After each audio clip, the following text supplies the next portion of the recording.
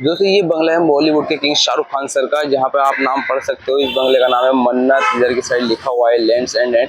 और आप देख रहे हो पूरे बंगले को जो है पूरा ग्रीन मैट से कवर कर दिया है, क्योंकि यहाँ पर रेनोवेशन का काम चल रहा है। क्योंकि ये जो है 5 माला की इमारत थी, यानी कि 5 फ्लोर का ये बंगला था। अभी इस 5 फ्लोर के बंगले को 7 फ्लोर का बंगला बनाने की तैयारी चल रही है। इसलिए शाहरुख खान सर ने यहाँ से अपना बंगले को छोड़कर मुंबई के पाली हिल में शिफ्ट हो गए हैं, जहाँ का मैंने अच्छे से व्लॉग शूट किया है और सब कुछ बताया कि वो वहाँ पर कितने फ्लोर उन्होंने लिए हैं, कितना रेंट पे करते हैं और इस बिल्डिंग का एड्रेस सब कुछ बता दिया है। तो आप यहाँ पर देख सकते हो, यहाँ पर बड़ी ही जोरों शोरों में रेनोवेशन का काम स्टार्ट है दोस्तों। और अभी भी, लेकिन भले ही बॉलीवुड के किंग शाहरुख खान सर यहाँ पर नहीं रहते, लेकिन आजकल फिर उसके बावजूद भी यहाँ पर काफ़ी पब्लिक जो है any time Shahrukh Khan sir के बंगले के पास खड़ी रहती है। पूरा व्यू आप देख सकते हो।